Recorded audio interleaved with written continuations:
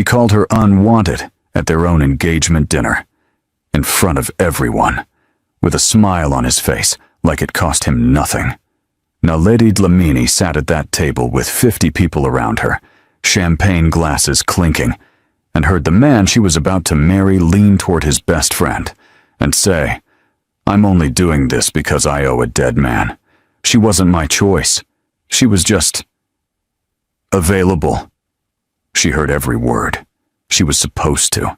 He didn't lower his voice, not even a little. The woman next to Naledi pretended to check her phone. The man across the table suddenly found the ceiling very interesting. And Naledi sat there in her burgundy dress that her aunt had helped her pick out 3 weeks ago. The dress she'd cried happy tears in at the fitting, and felt something inside her chest go very, very quiet. Not broken, not angry, just quiet, like a room after a door slams shut. Teo Dyoung-oh didn't look at her once after he said it. He just leaned back in his chair, poured himself more wine, and laughed at something his colleague said on the other side of the table. Charming, relaxed, like he hadn't just reduced a human being to a line item in a debt ledger. Naledi excused herself, calmly, said she needed the bathroom, walked down the hallway of that restaurant, past the coat check, past the hostess, past the couple arguing quietly near the fire exit, and then she sat down on the floor of the single-occupancy bathroom, pressed her back against the cold tile wall, and looked at the small, compact mirror she'd brought to touch up her lipstick. She looked at her own face for a long time, round cheeks, full lips, a dark skin that her grandmother always called the color of good soil, and eyes that, right now, were asking a question she didn't want to answer. "What are you doing here?" She opened her bag, and that's when her fingers found the small pill bottle she always carried for her anxiety, and something shifted in her mind, something dark and tired that said, "Maybe this is just too much. Maybe I'm just too much. Maybe being available isn't even enough." She shook 3 pills into her palm, then 4. Then her hand was trembling, and she couldn't tell if she was counting anymore or just... The door opened. She hadn't locked it. Hyo-young. Oh stood in the doorway in his charcoal suit, one hand on the frame, and his face did something she had never seen it do before. It went completely still. Not cold, not cruel. Still, looked like a man who has just seen something that will live inside him for the rest of his life, whether he wants it to or not. He looked at her hand. He looked at her face. He stepped inside and closed the door behind him without a word. "Give me those," he said. Quietly. No drama. No performance. She looked up at him. "You don't want me here." "I know." He crouched down to her level, which no man in a suit should be able to do gracefully, but he managed it. "Give me the pills, Naledi. You said I was available, like I was a parking space. I know what I said. Did you know I could hear you?" A pause. 1 second. 2. "No." "Would it have changed anything?" He didn't answer that, but he reached out very slowly and took the pills from her hand, one by one. Not forcefully, just steadily, like a man who had decided in this moment that this one thing was not going to happen. And Naledi let him take them. Not because he deserved to, but because some part of her, the stubborn, persistent, deeply inconvenient part, still wanted to see how this story ended. She didn't know yet that it would end with him on his knees. But we're getting ahead of ourselves. If you're already feeling something heavy in your chest, good. That means you're paying attention. This story is for people who understand what it feels like to be in a room full of people and still feel invisible. If that's you, stay with us. Subscribe, because this channel is where we tell the whole truth about love, the ugly beginning and the hard-won end. And drop a comment right now. Tell us, would you have stayed in that bathroom? Would you have walked out of that restaurant? what would you have done? But now let's go back to the beginning. Because to understand why Tae-young-oh was standing in a restaurant bathroom holding a woman's anxiety pills, you have to understand two things. You have to understand what kind of man Park Soo-hyun was, and you have to understand what kind of world Naledi Dlamini grew up in. Park Soo-hyun was the kind of man who made everyone in a room feel like the most important person there. Not because he was performing it, but because he genuinely meant it every single time. He was Korean, raised in Johannesburg after his family relocated when he was 9, and he moved through the world with a particular kind of ease that came from having learned 2 cultures fluently and somehow become the best of both. He was also Tae-young's closest friend, had been since they were 22 and running together in circles that polite people didn't discuss at dinner parties. Soo-hyun had pulled Tae-young out of situations that should have ended his life, twice. Not metaphorically, literally. A man with a gun in Durban. A deal gone wrong in Busan. Soo-hyun had put his own body between Tae-young and consequences more times than either of them ever counted. And in their world, that kind of debt didn't get repaid with money or favors. It got repaid with your word.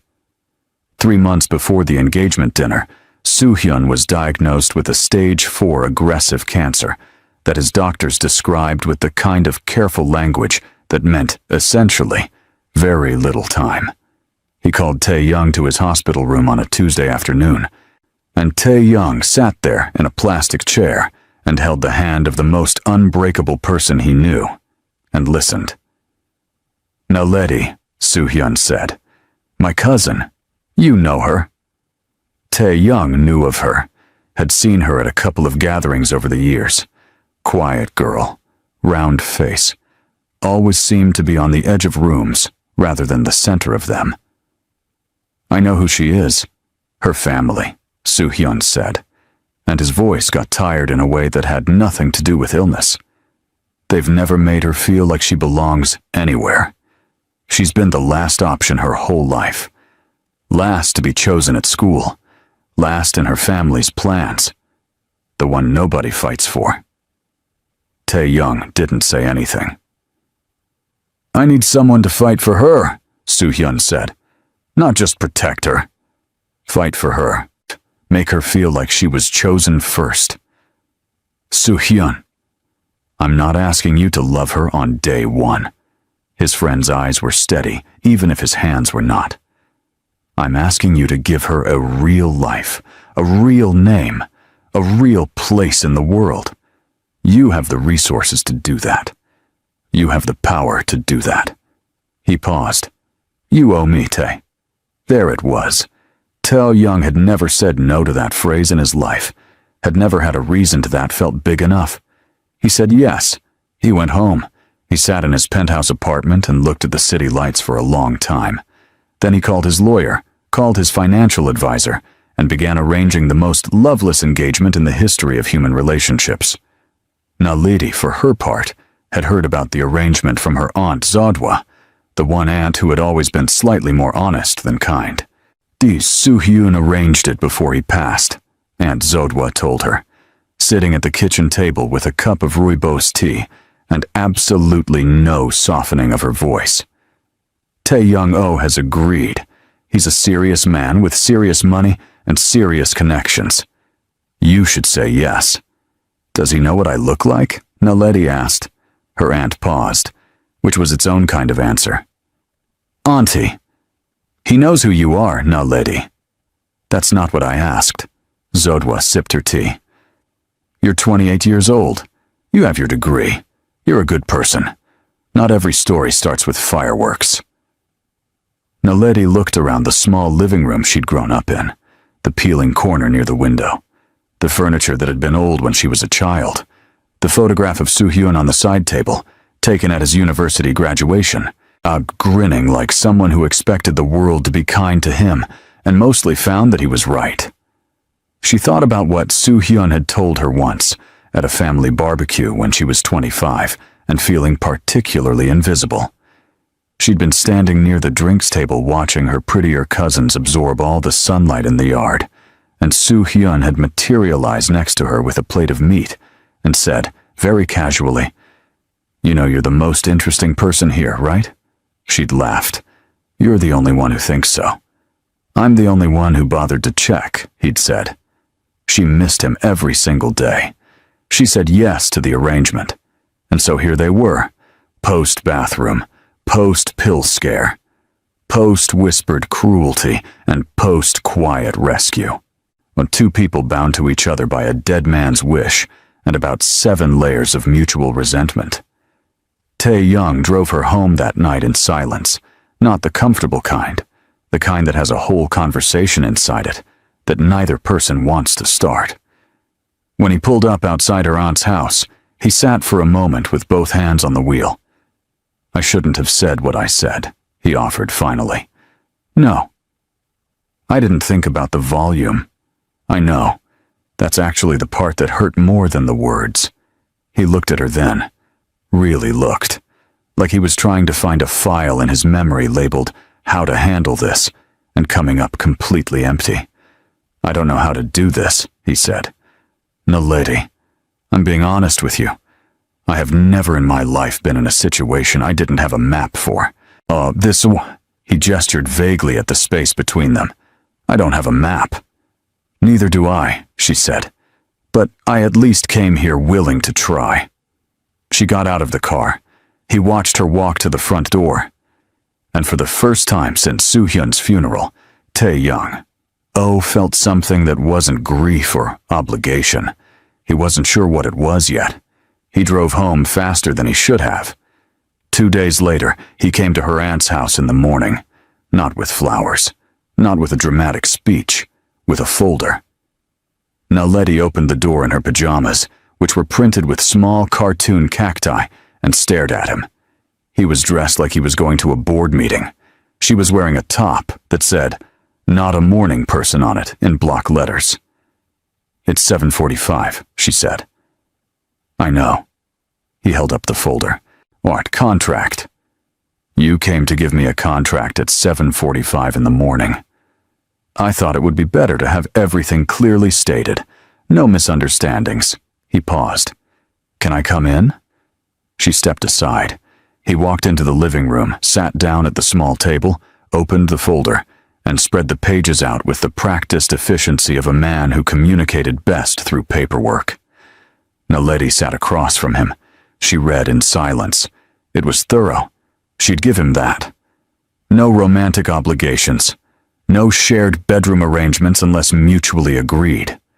She would have full access to a household account, a car, medical coverage, and, she paused here, a funded postgraduate program if she chose to pursue one.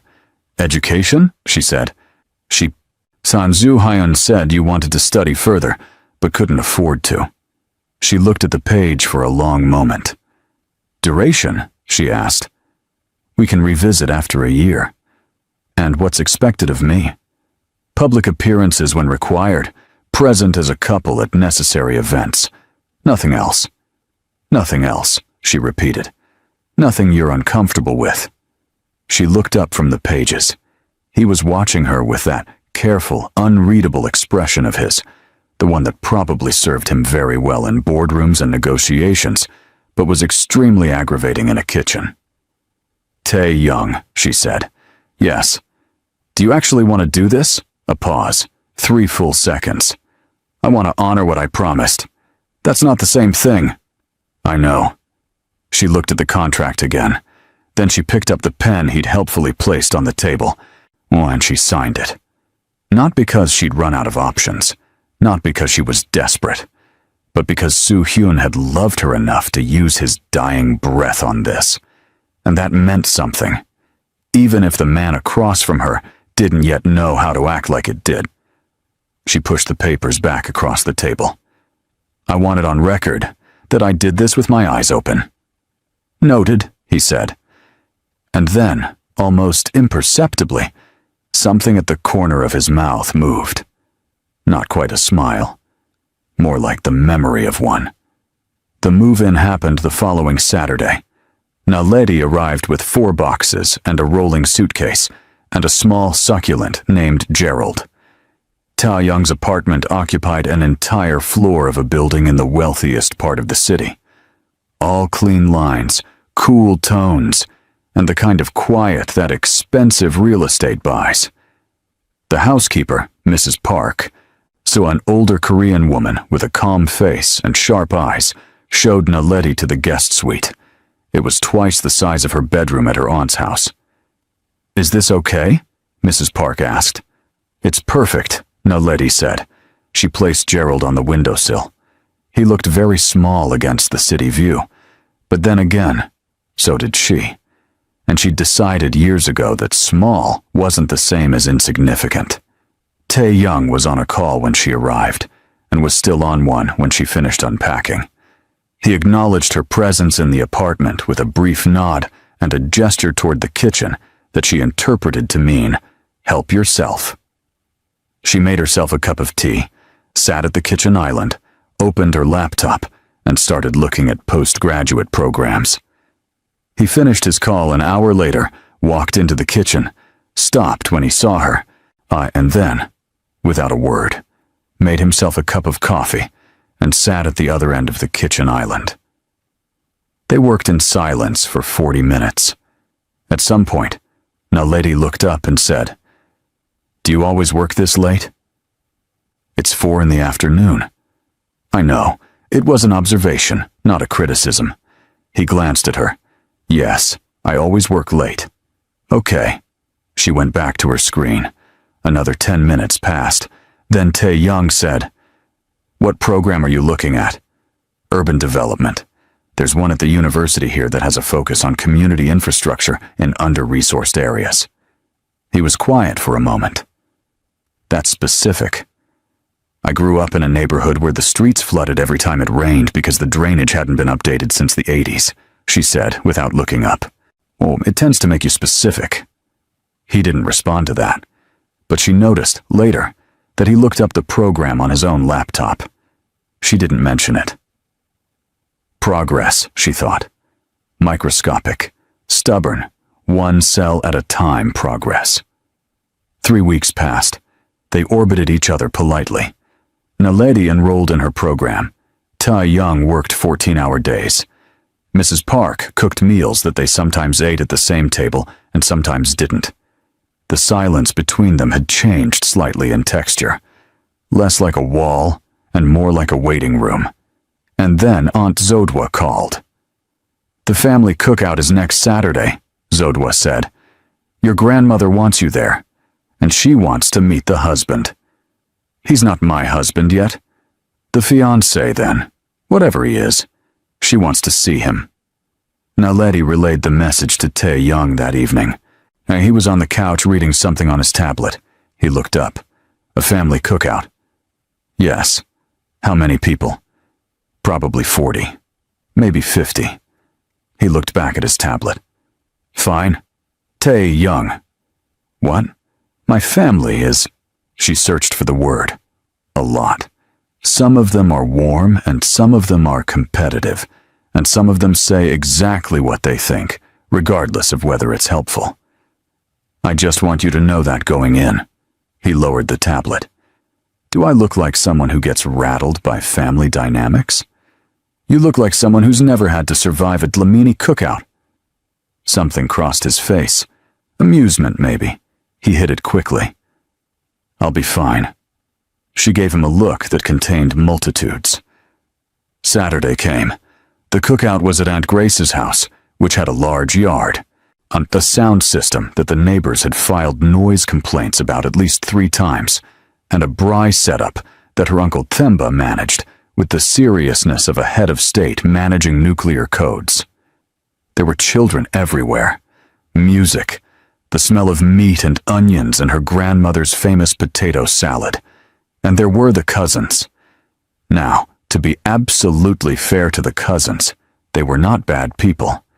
They were simply people who had grown up in a world that rewarded a certain kind of beauty and a certain kind of boldness, and they had leaned into both.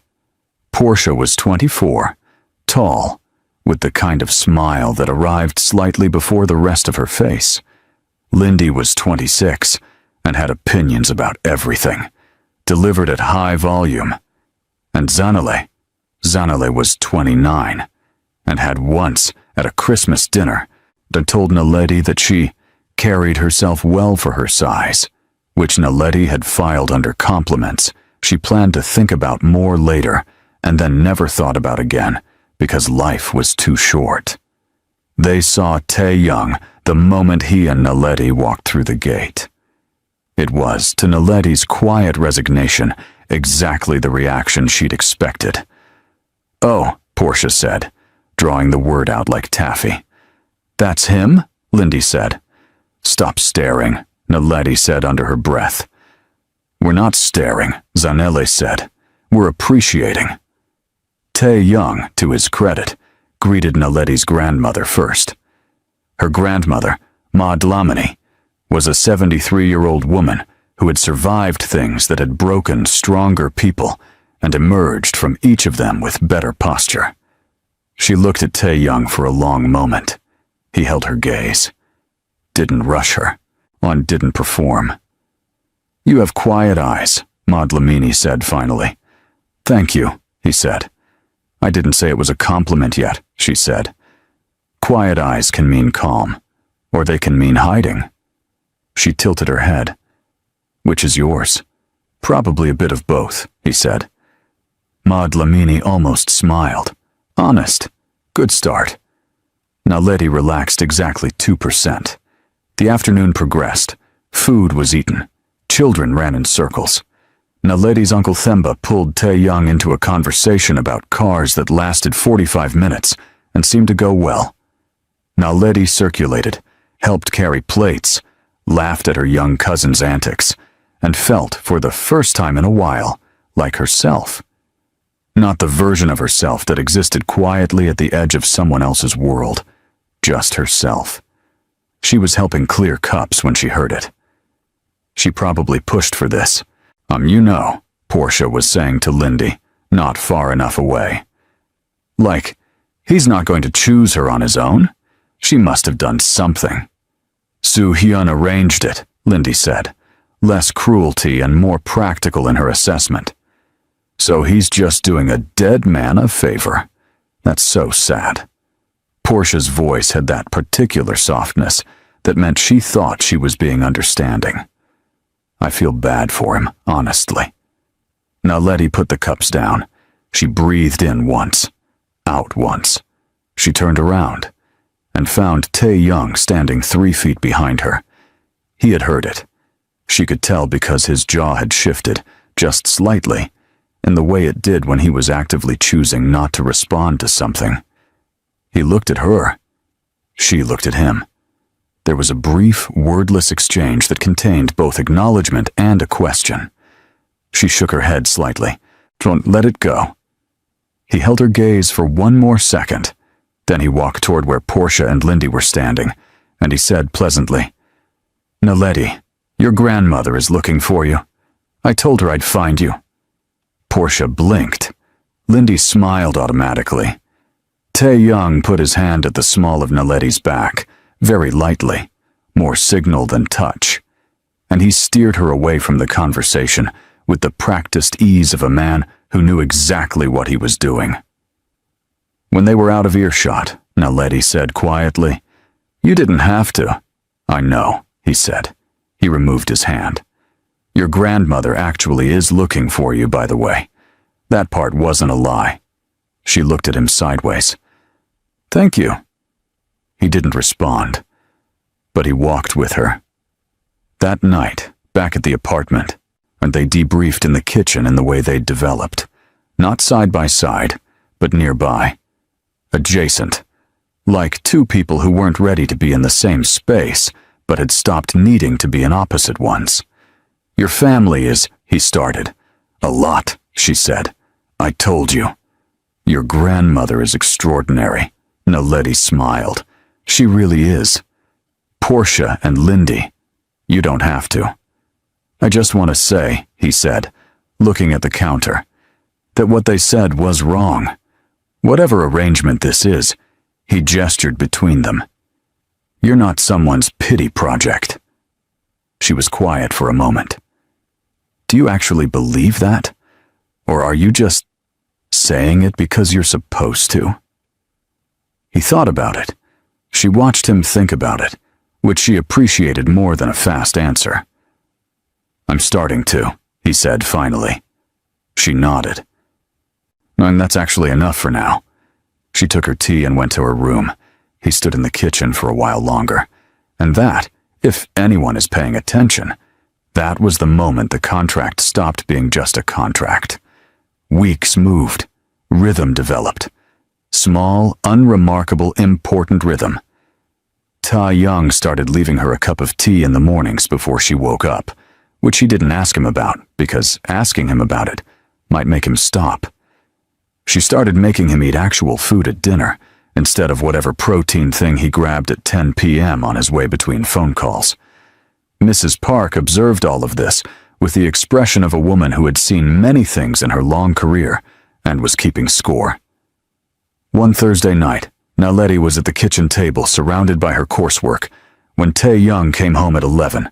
Took one look at the controlled chaos of her papers and said, You need a proper workspace. I have one. You're sitting on a takeaway menu. She lifted herself slightly. There was indeed a takeaway menu under her left leg. That's load-bearing, she said. He made a sound. It might have been a laugh. It was brief and he recovered quickly, but it happened. I have a study at the end of the hall, he said. Use it. There's a desk that's done nothing for 2 years. I'm fine. Naledi. He looked at her with patient exasperation. Use the desk. She used the desk. It became her space within a week. She added a second plant.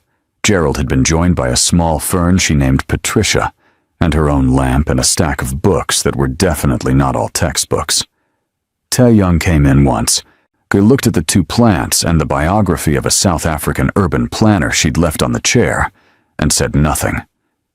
But he had a small shelf installed the following weekend without being asked. She stood in front of it when it was done, and pressed her lips together and decided she was absolutely not going to make a big deal out of that. She made mental note of it, though. In the 5th week, the Korean woman appeared. Her name was Jisoo, and Naledi learned this the way she learned most things she didn't particularly want to know, by accident, at the worst possible moment. Tae-young had mentioned he had dinner with a former business associate. Naledi had come home later than expected from a study group to find 2 people standing at the kitchen island with a bottle of wine between them. Jisoo was the kind of woman who occupied a room without trying, elegant posture, expensive simplicity, the kind of beauty that didn't announce itself and therefore didn't need to. She looked at Naledi when she walked in, the way people look at things they've already assessed and categorized. You must be Naledi, Jisoo said. I must be, Naledi agreed pleasantly. Tae-young had straightened slightly when she walked in, almost imperceptibly, but she was learning to read his almost imperceptibles. Naledi, Jisoo and I are old friends, Jisoo said smoothly. Her hand, Naledi noticed, was resting on the kitchen island, approximately 4 inches from Tae-young's. Lovely, Naledi said. Don't let me interrupt. I'll be in the study. She went to the study. She sat at her desk. She did not read a single word for 45 minutes. Jisoo left at 10:30. Naledi heard the door. She waited 5 minutes. Then she went to the kitchen to make tea. Tae-young was still there. He was rinsing the wine glasses with the focused attention of a man doing something with his hands, so he doesn't have to do something with his face. Who is she? Naledi asked, calmly. Someone I knew before the engagement. Knew how? He put the glass down, turned around. We were involved for about 8 months. It ended before Soo-hyun, before everything. Does she know about us? Yes. Does she accept it? A pause. She says she does. And you? Naledi asked. Do you still? No, he said, flat. No hesitation on that one. Whatever it was, it's done. Naledi looked at him for a moment. Then she made her tea and went back to the study.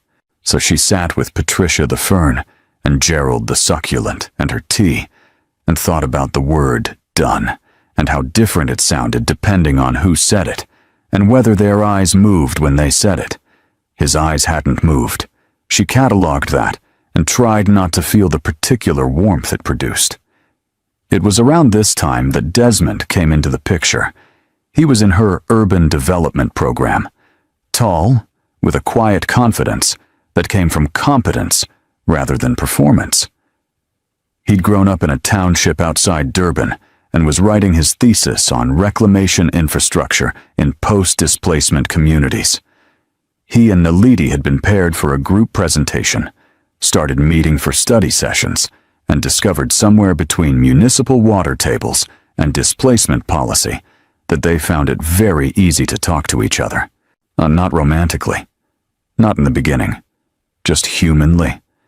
The way you talk when someone listens to what you're actually saying instead of waiting for you to stop so they can talk. You light up when you talk about this stuff, Desmond told her one afternoon, over coffee near the campus library. I just think cities should work for everyone, she said. You said that to the professor, like you were going to fight him if he disagreed. I was ready to, she said. And he laughed. And she laughed. And it felt uncomplicated in a way that very little else in her life did right now. She mentioned him to Tae-young in passing. Study partner, group project. Tae-young nodded and said nothing notable. But he noticed. Naledi came home one evening talking about something Desmond had said about a case study and Tae-young, who had been half reading a report, put it down, quietly, and watched her talk. She was using her hands. Her face was animated in a way it wasn't always in this apartment, a way that it had been, actually, at the cookout with her family, a way he was only beginning to recognize as what she looked like when she wasn't carefully managing herself. He didn't say anything, but something moved in his chest, something that felt unpleasantly like displacement. He picked his report back up and read the same paragraph 4 times. Meanwhile, Portia was not finished. In the 6th week, Portia arrived at the apartment uninvited. Invited, it turned out, by Naledi's aunt Zodwa, who had given her the address, with the stated justification that family should know where family lives. Naledi opened the door to find her cousin standing there in a dress that was technically appropriate for a Sunday afternoon and practically designed as a declaration of war. Cousin, Portia hugged her with genuine-seeming warmth. I brought cake. You hate baking, Naledi said. I bought cake, Portia corrected, from that nice Korean bakery. Naledi stepped back and let her in. Tae-young was in the living room. Portia saw him and immediately redistributed her weight in a way that managed to be both casual and calculated. Tae-young, she said, smiling. I've heard so much about you. Portia, he said, politely. Nothing more. Naledi made tea. She watched from the kitchen as Portia settled herself on the couch and began asking Tae-young questions that were technically about business and practically about access. He answered with the measured civility of a man who had dealt with more genuinely dangerous people than this before breakfast and found this only mildly inconvenient. At some point, Portia laughed very loudly at something, and her hand landed on Tae-young's arm and stayed there about 3 seconds longer than social convention required. Naledi set her teacup down on the counter. Tae-young looked at Portia's hand on his arm. Then he stood up, which removed the hand, and said, Can I get anything from the kitchen? Naledi was already looking at him when he walked in. Your cousin, he said quietly, is very enthusiastic. You have no idea, Naledi said. She's going to come back. Almost certainly. He picked up a glass and filled it with water. Does it bother you? The question landed carefully. Naledi considered it. What bothers me, she said slowly, is that they do this, and then act like they're doing me a favor. Like, oh, we're just making sure he knows he has options. Like I should be grateful they're checking. He was quiet for a moment. You don't have to be grateful for that. I know. She looked at him.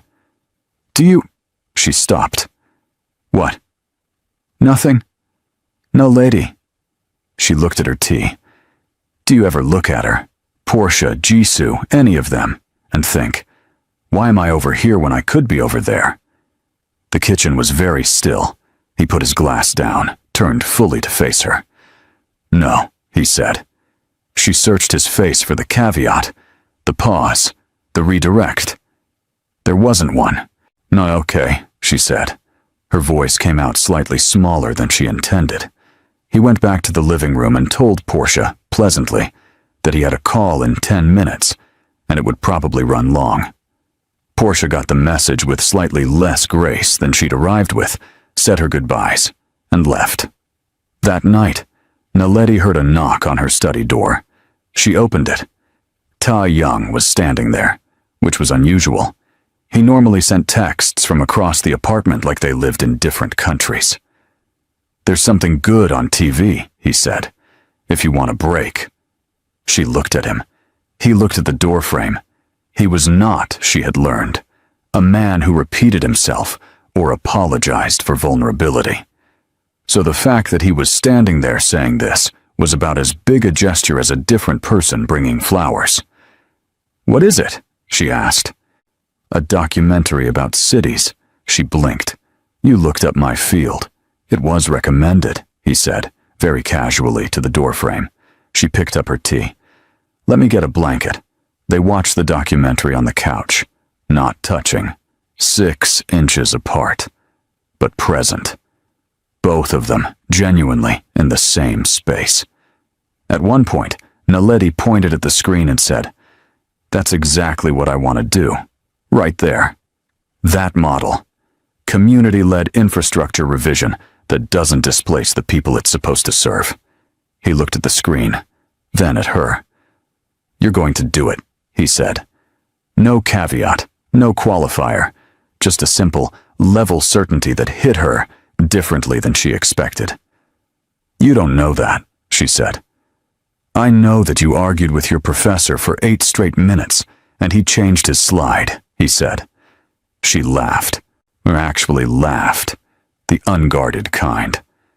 And for just a moment, the 6 inches between them on the couch felt both enormous and completely unnecessary. Tae Young looked at the television.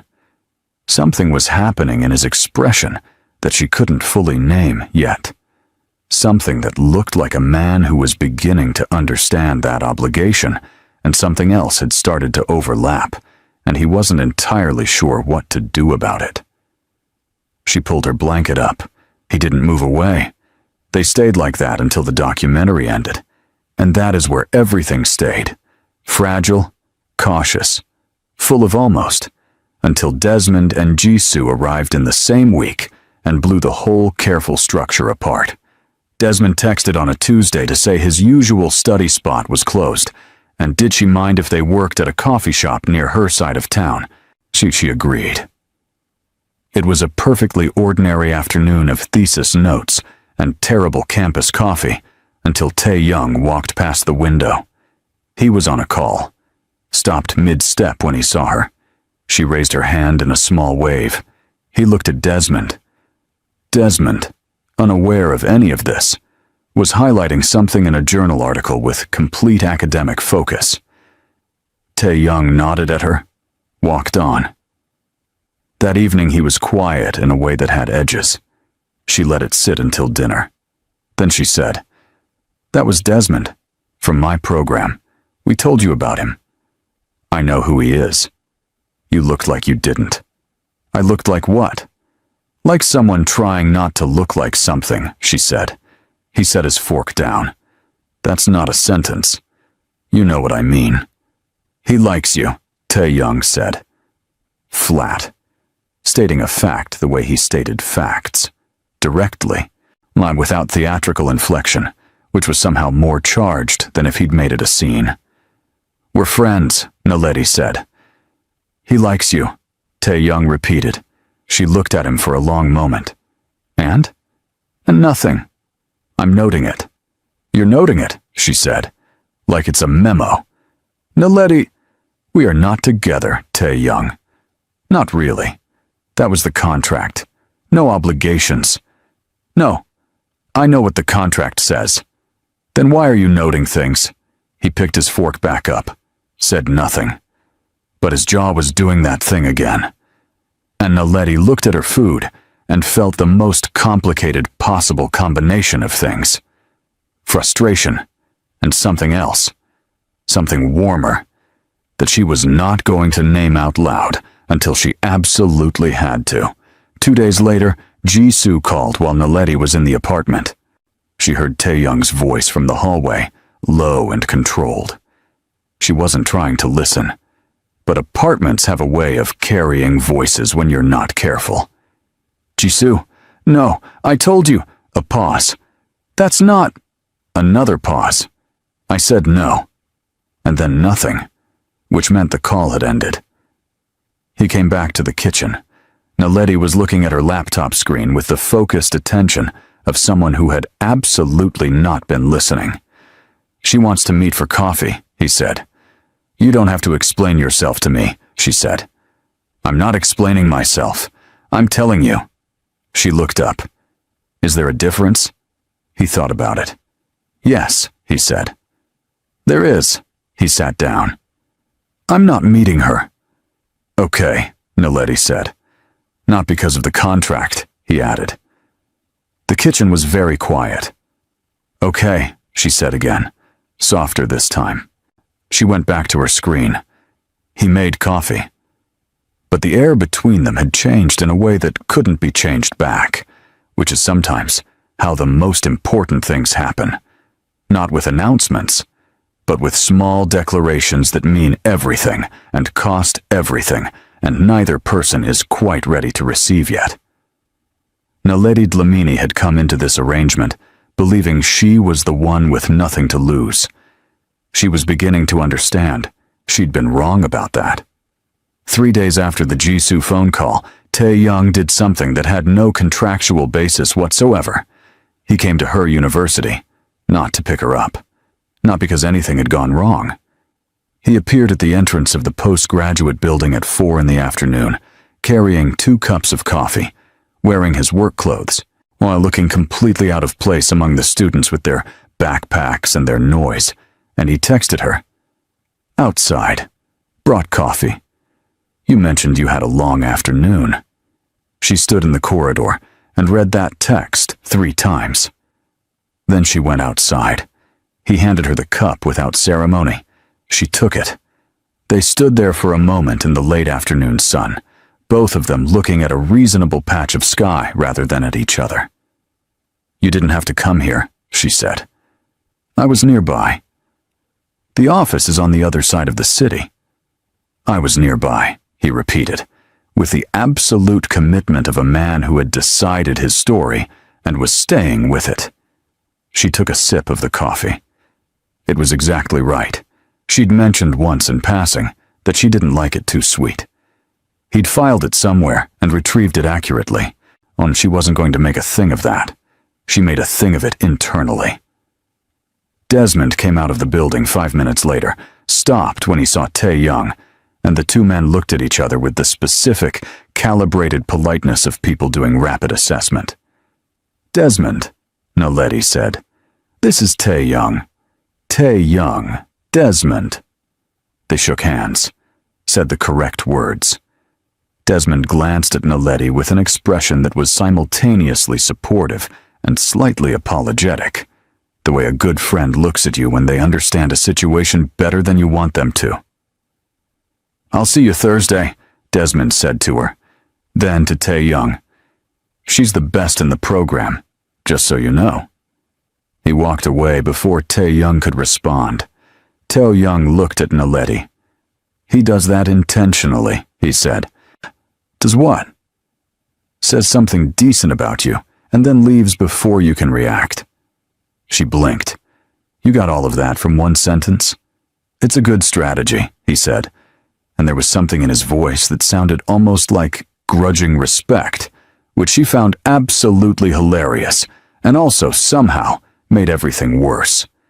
They drove home together in a silence that had warmth in it for the first time. That warmth lasted 4 days. Then Zanele called a family dinner. Not a cookout, a dinner, at a restaurant.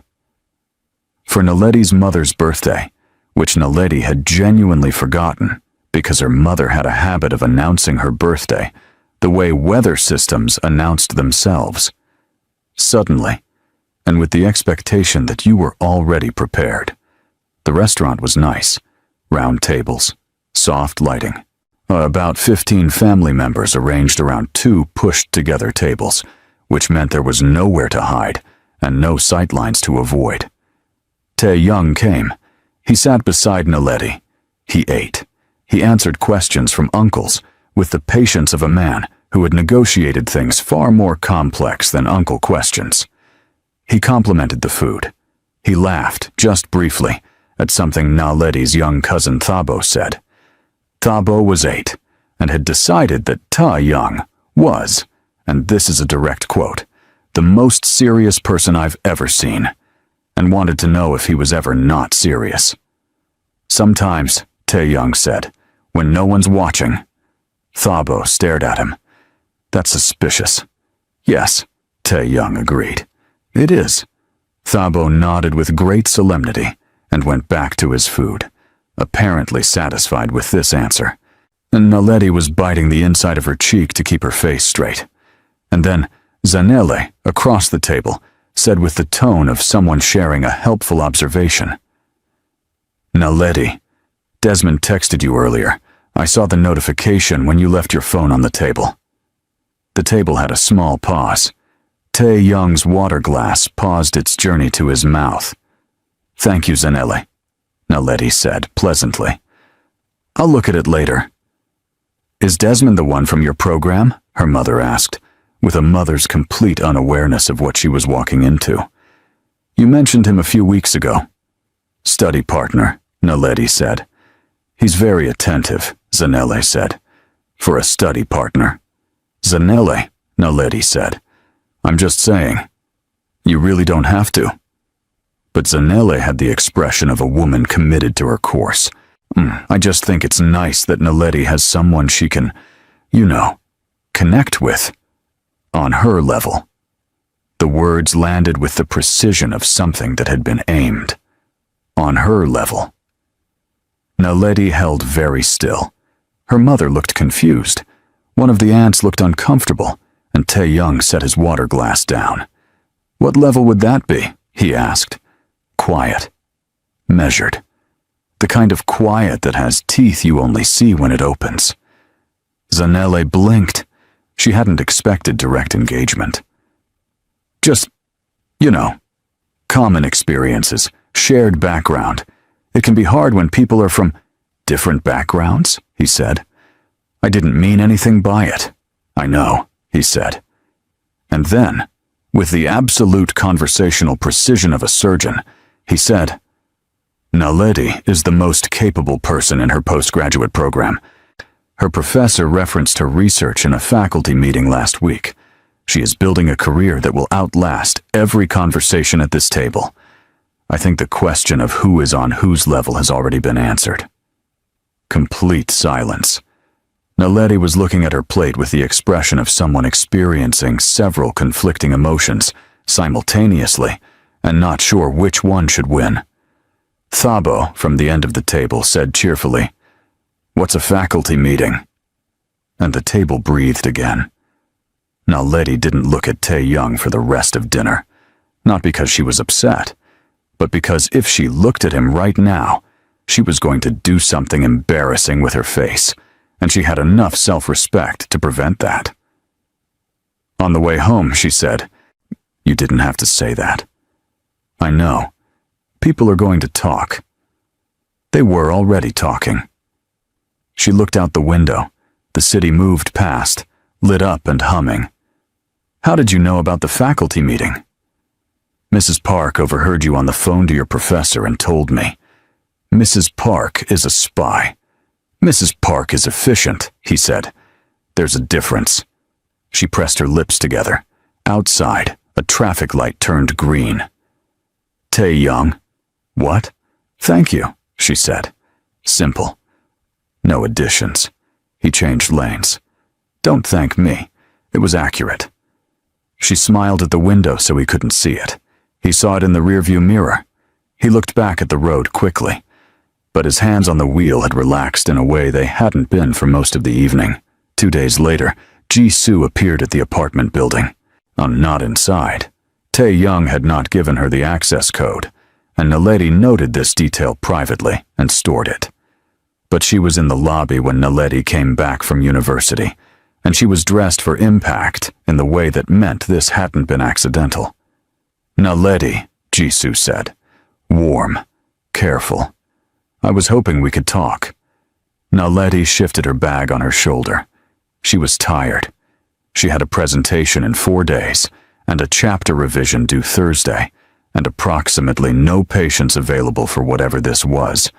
Sure, she said. They sat in the lobby seating area. Jisoo folded her hands. She had the posture of a woman who had rehearsed this. I want to be honest with you, Jisoo said, because I think you deserve honesty. That's a sentence people usually say before they say something they think will hurt, Naledi said. Jisoo paused. Not Tae-young and I have history. Long history. I know how he thinks.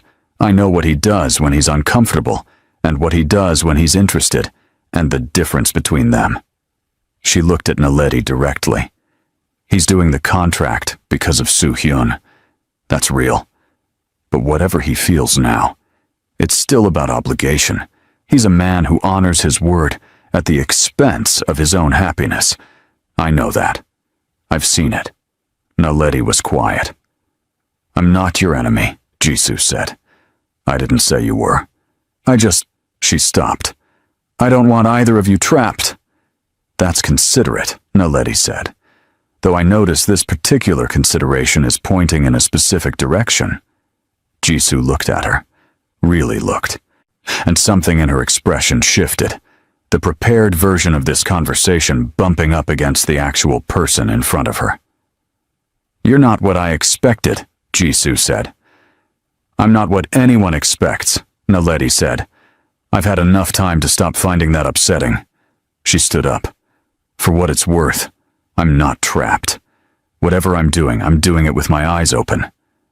She picked up her bag. Thank you for the honesty. She went upstairs. She sat on the edge of her bed for a long time. The thing was, Jisoo wasn't entirely wrong. That was the problem with people who knew someone well. They had data. Real data. And Naledi had spent enough years being the last option to understand the way obligation and affection could look identical from the outside, while being completely different from the inside. She heard Tae-young come home an hour later, heard him move through the apartment, kitchen, study, back to the living room. Then, after a moment, a knock on her door. Jisoo was here, she said before he could speak. He stopped. I know. The desk security told me. She was thorough, said what she came to say. He came into the room and sat in the chair near her desk, the one that had become, over weeks of small domestic normalcy, slightly his chair in her space. What did she say? Naledi looked at him. She said you honor obligation over happiness, that what you're doing here, this, she gestured between them in the same way he had, months ago, is Soo-hyun, not you. He was quiet. Is she right? Naledi asked. She was right, he said. Past tense. How far past? He thought about it for a moment. Then he said, the night at the restaurant, the bathroom. She waited. I went after you because I didn't want something to happen, he said. But when I got there and I saw you, it stopped being about obligation in about 4 seconds. Something else happened. I didn't know what to do with it, so I filed it somewhere and tried to behave normally, which, for the record, is not something I'm practiced at. Naledi looked at her hands. Tae-young. I'm not telling you this to pressure you, he said, with the careful deliberateness of a man who had clearly thought about how to say this. I'm telling you because Jisoo had data on an old version of me, and I don't want you making decisions based on old data. She looked up at him. The study was quiet. Gerald and Patricia were on the shelf, small and steady and alive. I don't know what this is, she said honestly. What we are? Neither do I, he said. But I know it's not nothing. She pressed her lips together. That's not nothing, isn't exactly a declaration. No, he agreed. It's a start. They sat with that for a moment. Then she said, Desmond is presenting his thesis proposal tomorrow. He's nervous. I told him I'd read his conclusion tonight. Okay, Tae-young said. I'm telling you because, she paused, because I think you should know that Desmond is my friend, and that's real, and I'm not going to pretend it isn't. But that's also all it is, and you should know that too. He nodded. Once, the muscle in his jaw moved in the way it did when he was receiving something he wasn't sure how to carry yet. Thank you, he said, for telling me. She nodded. He got up, paused at the door. So there's food when you're ready. Mrs. Park made that thing with the rice that you said was good. The dole sot. That one. She almost smiled. I'll be out in a bit. He left. She sat for another moment. Then she opened Desmond's document and started reading. And so things shifted. Not dramatically. Not with a speech or a moment designed for memory. But the honesty between them had changed something structural in the apartment's atmosphere. The way a single window opened changes the temperature of an entire room. Tae-young stopped working until midnight, started being present at dinner in a way that meant actually present rather than physically in the room. He asked her questions about her coursework and listened to the answers instead of waiting for them to finish. She stopped bracing every time he walked into a room, and I stopped performing the particular kind of smallness she'd learned to default to in spaces that hadn't fully chosen her. Mrs. Park, for her part, started making 2 cups of tea in the mornings without being asked. Naledi had had a good day. Presentation submitted. Positive response from her supervisor.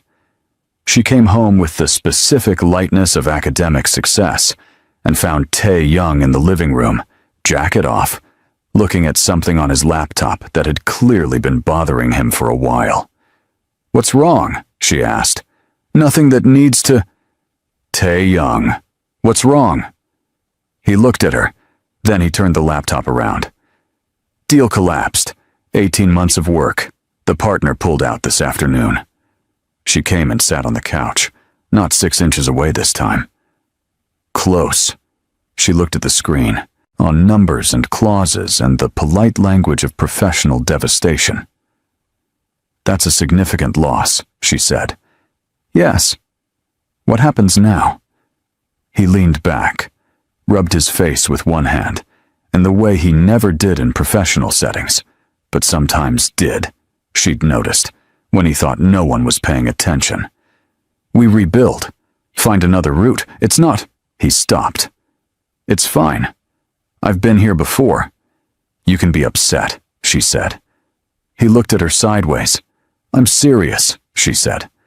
You can be upset. You don't have to present the managed version of it. He was quiet for a long moment. Then he said, I'm tired. I know. Not just about this. I'm just... He stopped again. The sentence was going somewhere he hadn't planned, and she could see him deciding whether to let it finish. She waited. I've been careful my whole life, he said finally. About everything. Every relationship, every decision. And I'm good at it. But careful is, he looked at his hands. It's a very exhausting way to live. She looked at him. Tanyashi Yangfu, who had walked into a restaurant bathroom for a woman he barely knew and taken pills from her hand without drama, who had stood at a family dinner and defended her so precisely that the whole table went silent. who had come to her university with coffee and a terrible excuse, and stood in the sun looking at the sky because he didn't know what to do with what he was feeling.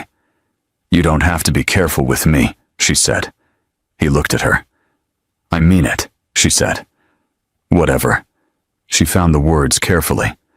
"Whatever this is becoming, you don't have to manage it. I'm not going to break, and I'm not going to run." Something moved in his face. The carefully maintained surface of it shifted, just briefly, just enough, like a door opening 1 inch and light coming through. "Naledi," he said. I think I'm—" He stopped. "You think you're what?" He looked at her. Long, direct. The way he looked at things he was deciding. "I think I'm in a lot of trouble." She understood exactly what he meant. "Join the club," she said. "We have terrible membership benefits and no exit strategy."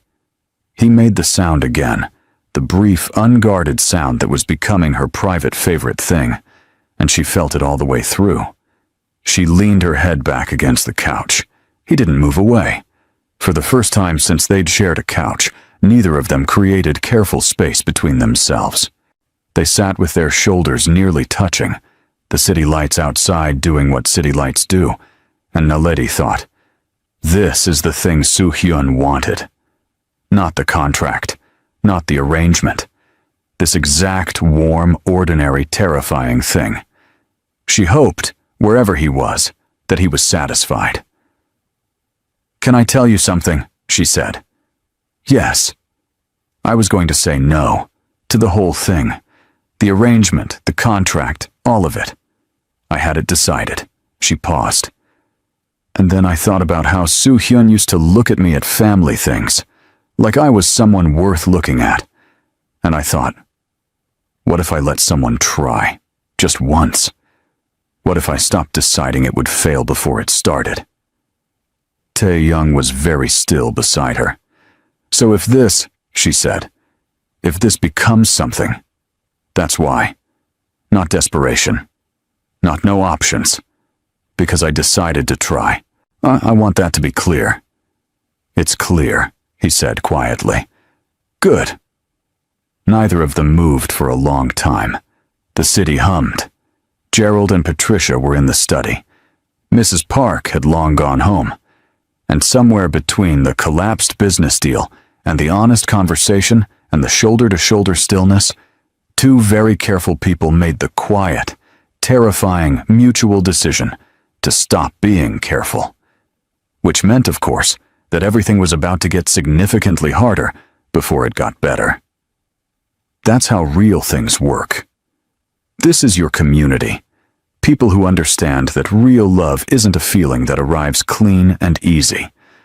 It arrives at 7:45 in the morning with a contract and bad timing and a dead man's wish. And it builds itself out of tea made right and a shelf installed without being asked and one honest sentence at a time. If this story is making you feel something real, you're exactly where you belong. Subscribe. Not because we asked, but because you know this is a space worth staying in. And leave something in the comments, not just a reaction. Tell us something real. Have you ever had someone walk into a space for you when they had every reason not to?